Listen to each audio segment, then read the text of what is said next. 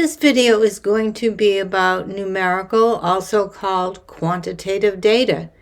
And today we're going to be talking about summary measures, numerical ways to describe your data. So first we need to talk about the center, because one of the important characteristics of a data set is where it is centered. There are three popular methods of describing the center numerically. The first is the mode. It is the least reliable because every time you change the experiment, you're going to get some new data, and so the mode is very subject to change. The next most popular is the median, and it is more reliable. What it is it's the middle 50% of the data. It's the 50th percentile.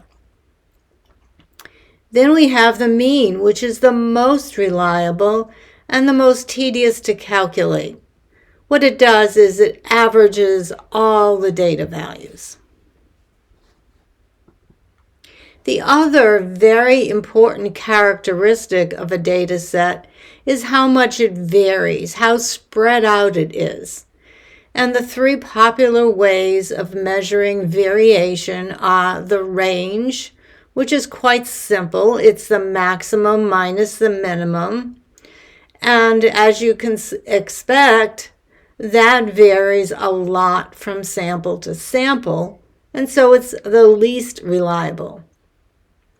The next in popularity is the interquartile range, abbreviated IQR. That is more reliable. What it is it's the difference between the 75th and the 25th percentile. It's the variability of the middle 50% of the data.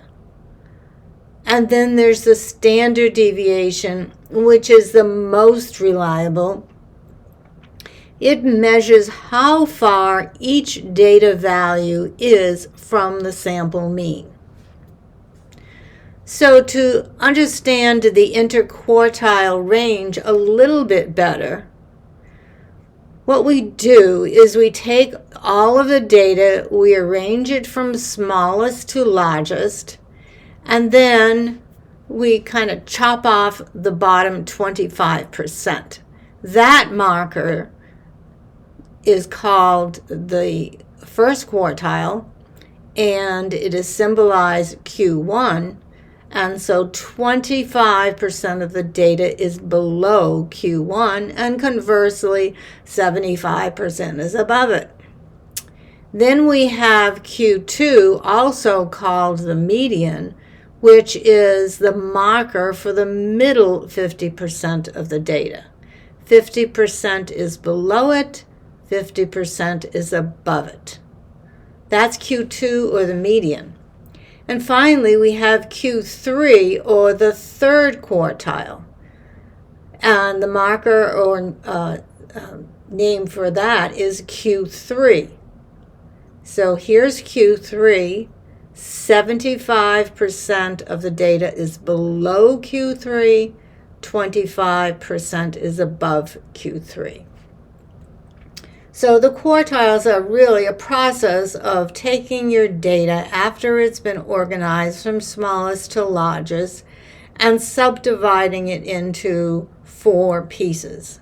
The middle piece, the middle 50%, is the difference between Q3 and Q1.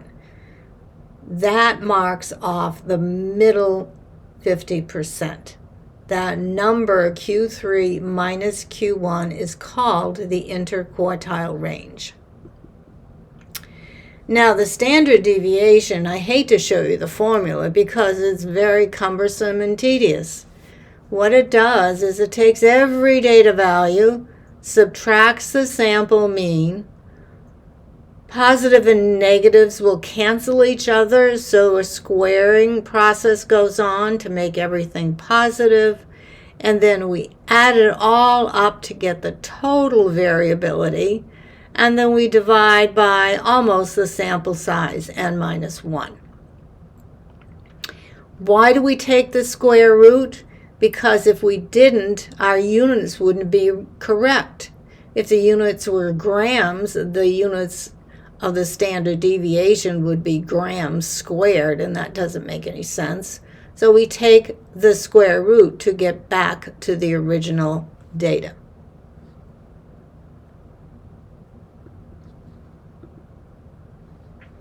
So I have a visual that I think will help you. So the top graph shows a large standard deviation.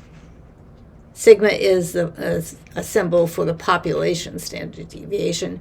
It shows that the data is very far from the mean. Okay, a large standard deviation means the data is far away from the mean. A small standard deviation means the data is close to the mean. It's small. Notice the difference in shape.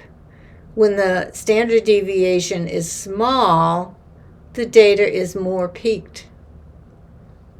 When the standard deviation is large, it is more spread out.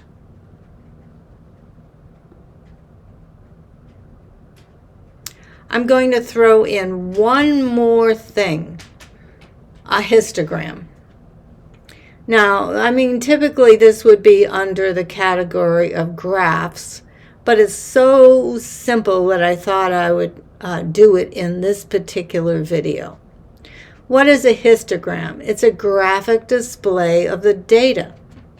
You take the data and again arrange it from smallest to largest. So the smallest value is, this is high daily temperatures. The smallest high daily temperature is 10, so we make sure we get that in the picture. And the largest is 60, so again, we need to make sure that's in the histogram. So a decision is made. Let's make all of these, they're called class intervals.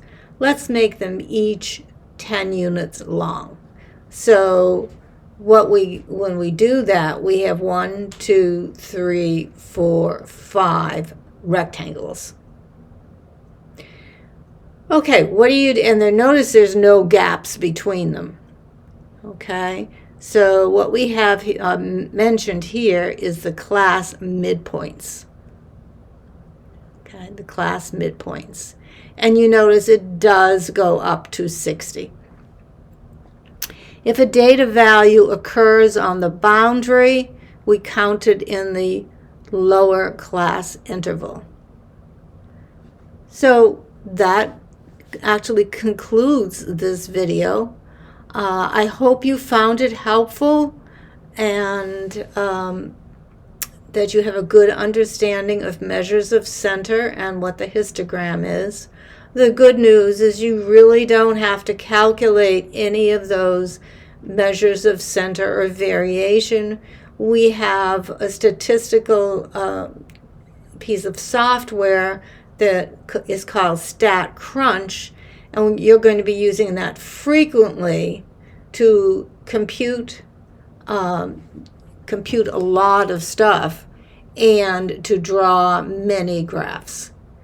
So don't worry about the calculations. Don't even worry about drawing these graphs by hand.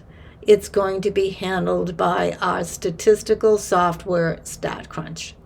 Again, I hope this was helpful, and that is the end of our video on descriptive statistics and how you describe them numerically.